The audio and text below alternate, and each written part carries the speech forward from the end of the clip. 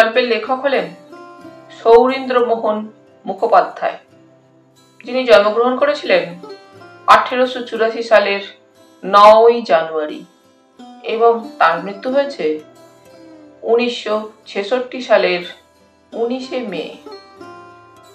তার প্রতি গভীর শ্রদ্ধা নিবেদন করে শুরু করছি আজকের গল্প বিন্দি পিসির গোয়েন্দাগিরি। বিকেলবেলা দল বেঁধে সবাই বেড়াতে বেরিয়েছিল। ফিরতে প্রায় সন্ধে হয়ে গেল। চওড়া দরদালানে পেট্রোম্যাক্স জেলে দেওয়া হয়েছে। তারই আলোয় বসে শৌখিন কাঁথায় পদ্ম ফুল তুলছেন বিন্দি পিসি। এ তার একটা শখ, জীবনের একমাত্র শখই বলা চলে। 1 বছর 2 বছর ধরে একখানা কাঁথা সেলাই করেন, তারপর সেখানা দিয়ে দেন কোনো আপনার জনকে। যে পায় সে ভাগ্য বলে মানে। কাঁথা তো কাঁথা, কাশ্মীরি শাল হার মেনে যায়। আপনার জনের ভিতর এই ভাইপো ভাইঝি কটি। ওর 3টি ভাই, ছেলেবেলা থেকেই তাদের শহরে বাস। বিন্দি পিসিরও ছেলেবেলা শহরে কেটেছে, লেখাপড়া সেখানেই শিখেছিলেন। তারপর বয়স একটু বাড়তেই কি যে তার হলো, শহর ছেড়ে পাড়াগাঁয়ের এই পৈতৃক বাড়িতে এসে আস্তানা গাড়লেন। বেথা আর করেননি বিন্দি পিসি। গায়ের লোকের সুখ দুঃখের সঙ্গে নিজেকে মিলিয়ে দিয়ে খুব সহজভাবেই জীবনটা কাটিয়ে দিয়েছেন। অবশ্য বয়স তার 50 পেরোয়নি। জীবনের হয়তো অনেকটা বাকি এখনো। স্বাস্থ্য তার অটুট, সহসা মরার সম্ভাবনা কম। এ বাড়িতে বিন্দি পিসি বাস করেন 2টো চাকর আর 2টো ঝি নিয়ে। একটা ঝিকে ঝি বলা ঠিক হবে না হয়তো, ভদ্রঘরের মেয়ে। দুবেলা রান্না করা ছাড়া আরেকটি মাত্র কাজ তাকে করতে হয়, সেটি হচ্ছে রোজ সন্ধ্যাবেলায় সারা গাঁয়ের নতুন খবরগুলো বিন্দি পিসিকে সবিস্তারে শোনানো। খবর শোনবার জন্য অসীম আগ্রহ বিন্দি পিসির। খাবার সময় তরকারি 1 কাপ কম হলে তিনি তেমন ক্ষুণ্ণ হন না, কিন্তু কোনোদিন সুহাস যদি এসে বলে, আজ তো আর তেমন কিছু শুনতে পেলাম না পিসিমা, তাহলে তার মন মেজাজ সব বিগড়ে যায়। খেতে শুতে কিছুতেই আর স্বস্তি পান না। কাঁথা সেলাই যেমন তার একমাত্র শখ, খবর শোনা তেমনি তার একমাত্র কাজ। আর এক মজা, যা শোনেন তা তিনি কখনো বললেন না। এবারকার এই পুজোর মরশুমে ভাইপো ভাইজিরা সবাই এসে জুটতে পারেনি। অনিশ কানাডা গেছে, নীলা জাপানে। দেশে থাকলে পিসিমার বাড়িতে পুজোর সময়টা 2 দিনের জন্য আসবে না এমন ভাইপো ভাইজি বিন্দি পিসির একটিও নেই। সবাই ওরা দারুণ ভালোবাসে ওকে। বেরিয়ে এসেই একে একে ধপাস করে বসে পড়ল ওরা বিন্দি পিসির সামনে। সুহাস তৈরি ছিল। 1 পেয়ালা গরম চা আর 1 প্লেট নিমকি কচুরি তখন ধরে দিল প্রত্যেকের সামনে। এ তো হলো, কিন্তু রাত 10টা পর্যন্ত এখন সময় কাটে কি করে? অজয় জিজ্ঞাসা করে রেবাকে। আমি কিন্তু আজ আর গান গাইতে পারবো না, আগে থাকতেই সাবধান হয় রেবা, গলা আমার ধরে আছে। তো একটা গল্প টল্প হোক না, প্রস্তাব করে সমীর। সে লেখক মানুষ, যে কেউ যে কোনো গল্প করুক, ও তার থেকে প্লট পেয়ে যাবে একটা। তা বলে ভূতের গল্প নয়, আগে থাকতে আপত্তি জানায় রেবা। সে নাম করা অধ্যাপিকা, কিন্তু রাত্রিরে ভূতের নামে এখনো তার গা ছমছম করে। এতক্ষণে বিন্দি পিসি কথা বলেন। আমার বাড়িতে যখন তোরা এসেছিস, তোদের সময় যাতে আনন্দে কাটে, আমারই তা দেখা দরকার। আমি বলি ভূতের গল্প বাদ দিয়ে অন্য গল্পই হোক। সবাই তোরা দেশ বিদেশে বেরিয়েছিস, অনেক কিছু তো দেখেছিস। তোদের নিজেদের অভিজ্ঞতা থেকে এমন কিছু বল কেউ, যার ভিতর চমক আছে, যা থেকে চিন্তার খোরাকও কিছু পাওয়া যায়। প্রস্তাবটা মনে ধরে সকলেরই, তবে কেউই ঘাট পাততে চায় না। অজয় বলে, শান্ত শুরু করুক। প্রশান্ত ইশারা করে রঞ্জনাকে। শেষ পর্যন্ত সবাই এক কাটা হয়ে রাঘবকেই ধরে পড়ল। ওই ডাক্তার, তুমি এ সংকটে উদ্ধার করো ভাই আমাদের। রাঘব একটুখানি ভেবে নিলে, তারপর বললে, আমি রাজি আছি, কিন্তু এক শর্তে। গল্প শেষ করার আগে আমি একটা প্রশ্ন করব সবাইকে। নিজের নিজের জ্ঞান বুদ্ধিতে প্রত্যেককেই তার উত্তর দিতে হবে। সেই সব উত্তর শোনবার পর গল্পটি শেষ করব আমি। অধ্যাপিকা রেবা যেন ভয়ানক বিপন্ন হয়ে পড়ল। জ্ঞান বুদ্ধি মতো উত্তর দিতে হবে? যার জ্ঞান বুদ্ধি কিচ্ছু নেই, যেমন আমি, সে কি করবে? রঞ্জনা সম্প্রতি পুলিশের ইন্সপেক্টরেস হয়েছে। এক ধমক লাগিয়ে দেয় রেবাকে। জ্ঞান বুদ্ধি নেই মানে কি? জ্ঞান যার নেই তার অজ্ঞানতারই পরিচয় দিচ্ছে। বুদ্ধি যার নেই সে নির্বোধের মতোই জবাব দিক। ওগুলো দরকার। ওতে প্রশ্নের উত্তর না পাওয়া যায়, মজা পাওয়া যাবে খানিকটা। রাঘব দা, শুরু করো তুমি। রাঘব শুরু করে। আমি সেবার ইন্দোনেশিয়া সরকারের চাকরি নিয়েছিলাম 1 বছরের জন্য, জানিস তো সবাই। আমায় দিলে মায়ামানুতে, একেবারে সমুদ্রের ওপরে। মহাযুদ্ধের সময় একেবারে ধ্বংস ও চূর হয়ে গিয়েছিল জাপানি বোমায়। এখন নতুন করে গড়ে তোলা হচ্ছে। ছোট্ট একখানা বাড়িতে ডাক্তারখানা। ডাক্তারের থাকার জায়গা তার ভিতরে হয় না, যাই কোথায়। একটা ভালো হোটেল করেছে ওখানে এক চীনে কোম্পানি। আমি সেখানেই ঘর নিলুম একখানা। হোটেল অবশ্য স্থানীয় লোকেদের জন্য নয়, তাদের হোটেলে থাকার দরকার নেই, পয়সাও নেই। হোটেলটা হয়েছে যারা বেড়াতে যায় তাদের জন্য। মায়ামানুর সমুদ্র তীরটি স্নানের পক্ষে আদর্শ জায়গা। মালয়, জাভা, সুমাত্রা থেকেও শৌখিন লোকেরা সমুদ্র স্নানের জন্য মায়ামানুতে আসে। 1 জন 2 মাস 4 মাস ও থাকে। হোটেল চলবে না কেন? স্থায়ী বাসিন্দা আমি একাই। বেশ স্বাস্থ্যকর জায়গা, খাওয়ার জিনিসও বেশ মেলে। বেশ আনন্দেই আছি বলতে গেলে। একদিন ডাক্তারখানার কাজ ছেড়ে সবে হোটেলে আসছি। নিচের বড় হলটার এক পাশে ম্যানেজারের অফিস, আর এক পাশে উপরে উঠবার সিঁড়ি। আমি সিঁড়ি দিয়ে উঠছি, হঠাৎ কানে এলো, Yes, we are from Calcutta. Calcutta. দাঁড়িয়ে পড়লাম সিঁড়িতে। স্নানার্থী যারা এখানে আসে তারা কাছাকাছি দেশগুলোরই লোক। কলকাতা থেকে কেউ এসেছে এমন তো এই কমাসে দেখিনি। স্নানের জন্য নয়, নিছক বেড়ানোর জন্য নয়, কলকাতার লোক তো নয়। আমার অত বড় ভারতবর্ষটার কোনো জায়গার কোনো লোককেই এখানে দেখিনি এ যাবৎ। আমার নাম ভবতোষ রায়, ইংরেজিতে বলছে ওদের একজন। চীনে ম্যানেজার ইংরেজি বোঝে এবং বলতে পারে, না পারলে আমিও থাকতে পারতুম না এই হোটেলে। আর আমার নাম রামতনু সেন, বলছে আরেকজন। তাকিয়ে দেখলুম বই কি, বাঙালি, কলকাতার লোক, থাকবে হয়তো কিছুদিন। বাংলা কথা বলতে পারবো অনেকদিন পরে, আনন্দের কথা বই কি। দুজনেই যুবক, মাথায় প্রায় সমান, রঙও প্রায় একরকম শ্যামলা। সিঁড়ি থেকে মুখ একজনেরও ভালো করে দেখতে পেলাম না। যাক, দেখবো পরে। ওরা তো রইল এখন, আমার কাজ আছে, খাওয়া দাওয়া সেরে বেরোতে হবে। গাড়ি আসবে নিতে। 6 মাইল দূরের মিলিটারি ছাউনিতে একটা কঠিন কেস আছে। ছাউনির ডাক্তার আমার পরামর্শ চান। ছাউনি থেকে ফিরে আবার ডাক্তারখানায় বসতে হলো। হোটেলে এলুম রাত্রে। নবাগত বাঙালিদের সঙ্গে আর তখন দেখা হলো না, তবে ম্যানেজারের মুখ থেকে ওদের কিছু খবর পেলুম বটে। ভবতোষ রাই পয়সা দেনেওয়ালা, রামতনু সেন তার সঙ্গী বা কর্মচারী বা বেতনভুক বন্ধু বা ওই রকম অন্য কিছু। পাশাপাশি 2টো ঘরই ওরা নিয়েছে বটে, কিন্তু একটা A ক্লাস ঘর, অন্যটা C ক্লাস। আমারও মনে পড়লো, সিঁড়ি থেকে দেখবার সময় ওদের পোশাকেরও মূল্যগত তফাৎ আমার চোখে পড়েছিল। রাত্রেও আলাপ হলো না, যাক, কাল হবে। সকালে আমার সময় হয় না, কোনো রকমে প্রাতরাশ সেরেই ডাক্তারখানায় ছুটতে হয়। ছুটি হয় লাঞ্চের মুখোমুখি 12টা নাগাদ। কিন্তু সময় করে নিলুম সেদিন। বেলা 10টায় কাজের ভিড় একটু কম দেখে উঠে পড়লুম চট করে। 1 ঘন্টা পরে ঘুরে আসছি বলে হোটেলের দিকে পা বাড়ালুম। দেখি লোক দুটোর সঙ্গে আলাপ করতে পারি কিনা, মনটা টানছে ওদের দিকে। হোটেলে ঢুকতে যাব এমন সময় চোখ পড়লো সমুদ্রের দিকে। অনেক লোকের ভিড়। কি হচ্ছে ওখানে? পায়ে পায়ে সেদিকেই এগুলাম। ভিড়ের লোক আমাকে দেখে ব্যস্ত হয়ে পথ ছেড়ে দিলে। দেশি ভাষায় বলা বলি করলে, ডাক্তার এসে গেছে, ডাক্তার এসে গেছে, ডাক্তারকে দেখতে দাও। আমি দেখতে পেয়েছি জলের ধারেই বালির উপরে 2টো দেহ পড়ে আছে। জলে ডোবার ব্যাপার বোধ হয়।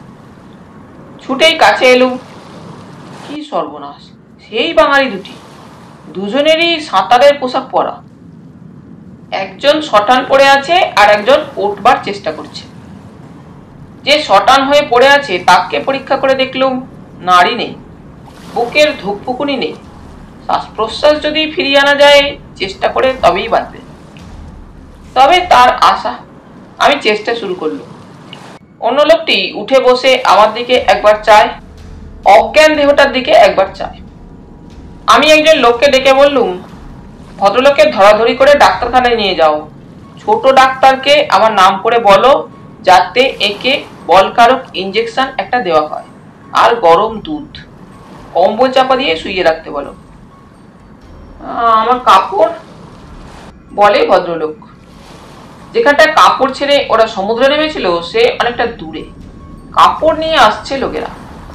আমি সাধ্যমতো চেষ্টা করছি নির্জীব মানুষের জীবন ফিরিয়ে আনবার জন্য। আর তার সঙ্গী বিবর্ণ মুখে একবার তাকাচ্ছে আমার দিকে আর একবার ওর দিকে। শেষ পর্যন্ত সে বলেই ফেললো ইংরেজিতে, বাঁচবে কি? আমার কানে কট করে বাজলো প্রশ্নের সুরটা। লোকটা বাঁচলেই প্রশ্নকর্তার বিপদ যেন। আপনার নাম? বাংলাতে জিজ্ঞাসা করলো। সে চমকে উঠলো, যেন ভূত দেখেছে। আপনি আপনি বাঙালি? হ্যাঁ, বাঙালি আমি। আপনারাও বাঙালি সেটা শুনেছি আমি। আপনি ভবতোষ বাবু না রামতনু বাবু? উত্তর দিতে গিয়ে কি ঢোক গিলল লোকটা। আমার নাম ভবতোষ রায়, আর এ রামতনু সেন, আমার কর্মচারীও। ওদের কাপড় জামা এলো। বাঙালি পোশাকেই স্নান করতে এসেছিল দেখছি। আশ্চর্য, ভবতোষ কম দামের জামাটাই নিচ্ছে না। সামলে নিল, মাথার ঠিক নেই। বিড়বিড় করে বলে দামি সিল্কের শার্টটাই গায়ে দিলে। তারপর অন্য সব কাপড় বগল দাবা করে বললে, ডাক্তারখানায় আর আমায় যেতে হবে না বোধ হয়, আমি ভালোই বোধ করছি। ওর রামতনুর কি হয় না দেখে। আর দেখবার কিছু নেই বলে আমি নিঃশ্বাস ফেলে উঠে দাঁড়ালাম। শত চেষ্টাতেও ওর শ্বাস প্রশ্বাস ফিরে এলো না আর। বলেন কি? কুকিয়ে উঠল ভবতোষ। কিন্তু আমার খামোকাই যেন মনে হলো রামতনু মরে যাওয়াতে দুঃখ তো ওর হয়নি, বরং যেন হাঁপ ছেড়ে বেঁচেছে। ব্যাপারটা শুনলাম খানিকটা ভবতোষের মুখে, খানিকটা একজন জেলের মুখে। জেলেটা ডিঙি নিয়ে মাছ ধরছিল ওই দিকটাতেই। সেই জেলেই শেষ পর্যন্ত ওদের ডিঙিতে তুলে নেয়। সাঁতার দিচ্ছিল ভবতোষ রামতনু দুজনেই। ভবতোষ যাচ্ছিল আগে, রামতনু পিছনে। দূরে, আরো দূরে চলে যাচ্ছিল তারা, কুল থেকে বেশ খানিকটা দূরে। ভবতোষ বলে রামতনু পিছন থেকে ডাকতে লাগলো ফিরে আসবার জন্য। ভবতোষের আরো এগিয়ে যেতে সাধ হচ্ছিল। রামতনুকে সে ফিরে যেতে বলেছিল। তুমি যদি হাঁপিয়ে গিয়ে থাকো ফিরে যাও, আমি পরে আসছি, এক্ষুনি ফিরতে ইচ্ছে হচ্ছে না আমার। রামতনু কিন্তু সে কথা শোনেনি, এগিয়ে গিয়েছিল ভবতোষের দিকে। ও কাছাকাছি আসতেই ভবতোষ কিন্তু দেখলে ও হাঁপাচ্ছে। ভবতোষ এসে ধরল ওকে। ও কিন্তু এমন ভাবে জড়িয়ে ধরলো ভবতোষকে যে দুজনেই ডুবে যাবার দাখিল। অনেক কষ্টে ভবতোষ ওর হাত ছাড়ল। তারপরে ওকে নিয়ে সাঁতার দিতে লাগলো কুলের দিকে। কিন্তু ওর তখন শেষ হয়ে গিয়েছে বোধহয়, হাত পা আর নড়ছিল না। জেলে ডিঙিটা এসে ওদের তুলে নিল সেই সময়। রামতনু তখন নিশ্চল নিষ্প্রাণ। জেলের লোকটাও মোটামুটি ওই রকমই বলেছিল। তবে গোপনে সে আমার একসময় বললে, ডাক্তার সাহেব, জলের ভিতর দুজনেই জড়াজড়ি করেছে, আমিও দেখেছিলাম। দূর থেকে দেখা, ঠিক বুঝতে পারিনি হয়তো, কিন্তু আমার মনে হয়েছিল রামতনুকে চেপে ধরেছিল জলের ভিতর। রামতনু ভবতোষকে জড়িয়ে ধরেনি। তার কথা আমি উড়িয়েই দিল। সে দূরে ছিল। জলের ভিতর কে কাকে জড়িয়ে ধরেছে, কে কাকে চেপে ধরেছে সে ঠিক ঠিক দেখতে পাওয়ার সম্ভাবনা কোথায়? তার ভুল নিশ্চয়ই। তারপর আর কি, পুলিশ এলো, দেখে শুনে রিপোর্ট দিলে দুর্ঘটনা বলে। সমুদ্রে স্নান করতে এসে এমন তো কতই ডোবে। ভবতোষের জবানবন্দি ছিল এইরকম, সংসারে কেউ নেই, দেদার টাকা, দেশ ভ্রমণের ইচ্ছা হলো। একেবারে একা যাবে না, আধা বৃত্ত আধা বন্ধু গোছের অন্য লেখাপড়া জানা কোনো ভদ্র সন্তানকে সঙ্গে নিয়ে যাবে। লোকের জন্য বিজ্ঞাপন দিতে ওই রামতনু এলো। বাংলাদেশের ফরিদপুরে বাড়ি। বাংলাদেশের লোকের উপর একটু ওর পক্ষপাত আছে, কারণ তিন পুরুষ কলকাতার দক্ষিণে হলেও আদিবাস ছিল ওদের ময়মনসিংহে। কথার একটু টান তাই এখনো আছে, যদিও ও দেশের সঙ্গে সম্পর্ক আজ প্রায় 50 বছর থেকে নেই। তা রামতনুকেই নেওয়া হলো। লোক ভালো বলেই মনে হয়েছিল, কারণ ও দেশে আগে দু এক জায়গায় চাকরি বাকরি করেছে, সুপারিশ চিঠিপত্র ছিল। ওকে বহাল করার মাসখানেক পরেই এই দিক পানে বেরিয়ে পড়ে। রেঙ্গুন এসে মায়ামানো জায়গাটি সুনাম শোনে। সাঁতারের ঝোঁক বরাবর আছে, সেই সাঁতারের নাকি খুব সুবিধা মায়ামানুতে। এখানে আসতেই প্রথম দিনেই এই বিপদ। ভবতোষ বড়ই যেন মুষড়ে পড়লো এই দুর্ঘটনায়। প্রায়ই আমার কাছে ওষুধ চাই, ঘুম হয় না বলে। সত্য কথা বলতে কি, আমার মনে একটুখানি সন্দেহই ছিল। এই বলে সন্দেহ ছিল যে জেলের কথাটা মিথ্যে নাও হতে পারে। অর্থাৎ ভবতোষ জলের ভিতর চেপেই মেরেছে রামতনুকে। আমি যখন রামতনুর দেহে প্রাণ ফিরিয়ে আনবার চেষ্টা করছিলাম, তখন ভবতোষের ভাবভঙ্গি ঠিক স্বাভাবিক ছিল না। বিশেষ করে সে বাঁচবে কি প্রশ্নটার সুর ছিল একান্ত বেসুরু। জেলেটার সম্মুখে তার কথা আমি উড়িয়ে দিয়েছিলাম বটে, কিন্তু মনে মনে তা নিয়ে আমি তোলপাড় করেছি অনেক। তাই ভবতোষ যখন ঘুম হয় না বলে ওষুধ চাইল, আমি তার চোখের দিকে তাকিয়ে বললুম, ঘুম না হওয়ার কারণ হতে পারে বিবেকের দংশন। ভবতোষের মুখটা হঠাৎ কালো হয়ে গেল। আমার বিবেকের দংশন হতে যাবে কিসের জন্য? কি করেছি আমি? এই বলে সে পিছন ফিরে চলে গেল, ওষুধ আর নিলে না। কয়েকদিন পরেই সে কলকাতায় ফিরল। আমার কেবলই মনে হতে লাগলো একটা খুনি পালিয়ে যাচ্ছে, কিন্তু কিছু করবার ছিল না। প্রমাণ নেই, কিছুমাত্র প্রমাণ নেই যে ও রামতনুকে খুন করেছে। দিন যায়, প্রায় ভুলেই গেছি ও কথা। এমন সময় কলকাতায় খবরের কাগজের এক কোণে একটা ছোট্ট খবর দেখলুম একদিন। তোমরা কি কেউ দেখেছিলে সে খবর? ভবতোষ রায়ের আত্মহত্যার খবর। নিশ্চুপ হয়ে এতক্ষণ সবাই গল্প শুনছিল। এইবার এক একজন করে মাথা নাড়তে শুরু করলো। না তো, মনে পড়ছে না তো, ইত্যাদি।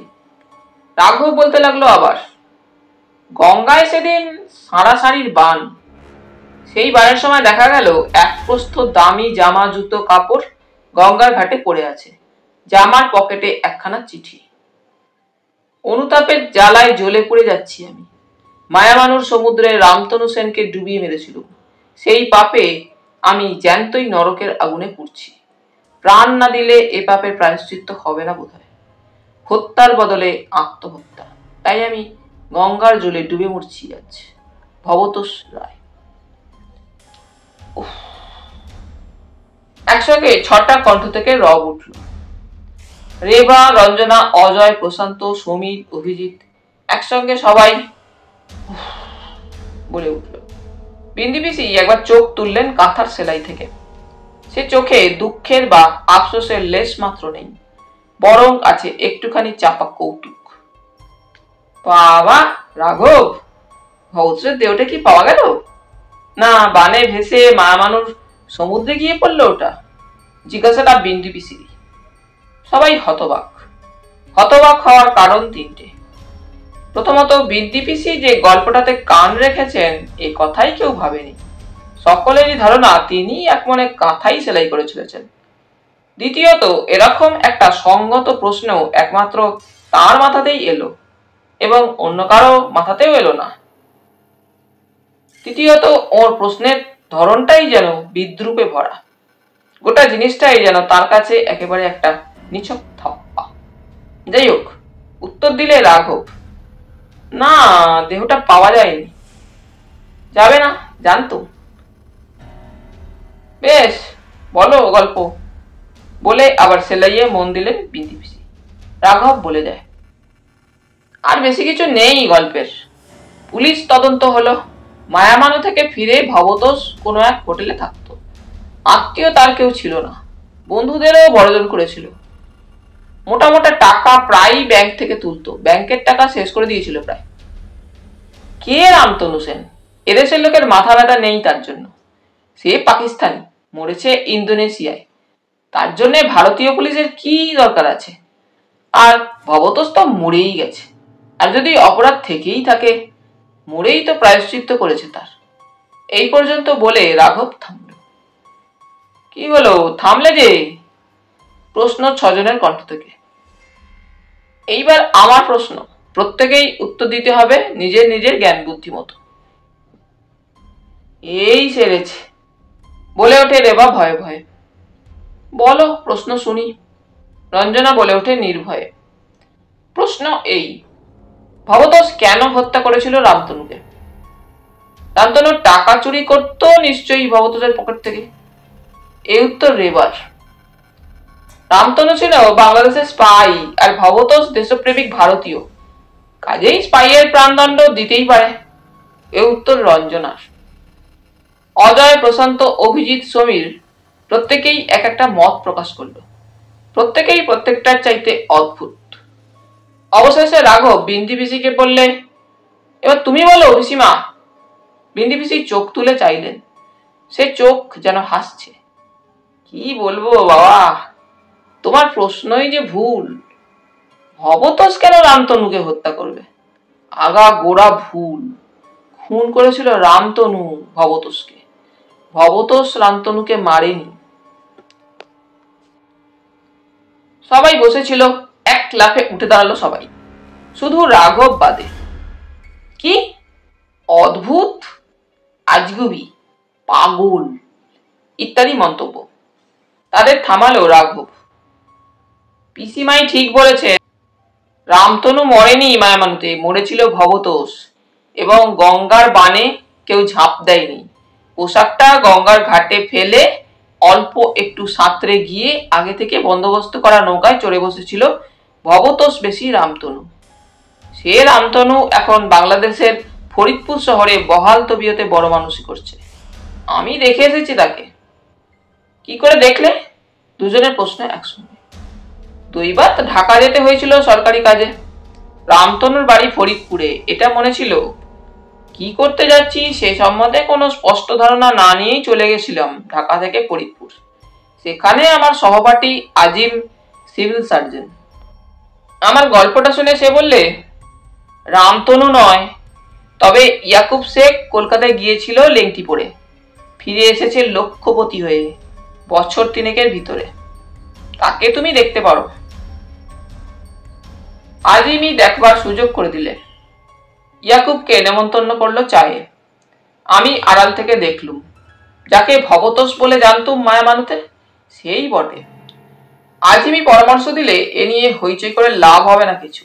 রামতনু যে ভবতোষকে খুন করেছে, কিংবা ইয়াকুবই যে রামতনু, এর কোনোটাই প্রমাণ করা সোজা হবে না। কারণ দেশ আলাদা, পুলিশ আলাদা। কাজেই আমি ফিরে এলুম কলকাতায়। তখন সবাই ধরে পড়লো বিন্দি পিসিকে। তুমি বুড়ো মানুষ, জন্ম কাটালে এই অজ পাড়াগায়, এত সহজে এই কঠিন সমস্যার সমাধান তুমি কি করে করলে? মুচকি হেসে জবাব দেন বিন্দি পিসি, এ তো সাধারণ কথা। ভবতোষ মনিব বড়লোক, রামতনু চাকর গরিব। রামতনুকে মেরে ভবতোষের লাভ কিছু নেই। ভবতোষকে মেরে রামতনুর লাভ হতেও পারে, যদি সে ভবতোষ বলে চালিয়ে দিতে পারে নিজেকে। পিসিমা একটু থেমে আবার বলতে শুরু করেন, মানুষের চরিত্র সব জায়গাতেই এক। আমার এই রাধিকেপুর গ্রামের প্রত্যেকটা মানুষ কখন কি করছে খবর রাখি আমি। হাতে তো কাঁথা সেলাই ছাড়া কোনো কাজ নেই, তাই ওই খবরাখবর নিয়েই থাকি। সুহাস সারা বিকেলটা বাড়ি বাড়ি ঘুরে আমায় খবর এনে দেবার জন্য। ওর ওইটাই বড় কাজ। কাজেই লোক চরিত্র আমি খানিকটা জানি। সবাই কান খাড়া করে শুনছে পিসিমার কথা। এখন এই রাধিকেপুর গ্রামেই বছর 5 আগে ঘটনা ঘটেছিল একটা। হরিলাল ঘোষ হঠাৎ মরে গেল। কথা উঠলো বিষ খাওয়ানো হয়েছে। পুলিশ এলো, মরা কাটলো, বিষ সত্যি পাওয়া গেল। এখন কে বিষ দিলে? শত্রু তো তার দুনিয়ায় কেউ ছিল না। তবে প্রশ্ন করলো রঞ্জনা, পুলিশ ইন্সপেক্টর। সারা গ্রাম ওলট পালট। শেষকালে বেরোলো খবর, দুয়ারি মণ্ডল নতুন গাইয়ের দুধ পাঠিয়েছিল মুনিবের পায়েস খাওয়ার জন্য। একটুখানি দুধ, একজনের বেশি দুজনের তাতে পায়েস খাওয়া চলে না, তাই একা হরি ঘোষই মরল, আর কেউ মরেনি। কিন্তু কেন, দুয়ারি স্বার্থ কি? হরি ঘোষের বিস্তর জমি বর্গা চাষ করতো দুয়ারি। ছেলেটা নাবালক, বউটা বোকা। হরি মরলে জমির ধানগুলো 15 আনাই নিজের ঘরে তুলতে পারে, এই আর কি। জমিদারের ঘরে ঘুষ ঘাস নিয়ে মালিকানা সত্ত্বেও পেয়ে যেতে পারে। একটু থেমে আবার বললেন, এই যে লোভ, এ লোভ রামতনুর থাকা সম্ভব ছিল, ভবতোষের নয়। কাজেই ইন্সপেক্ট্রেস রঞ্জনা গড় হয়ে প্রণাম করলো পিসিমাকে।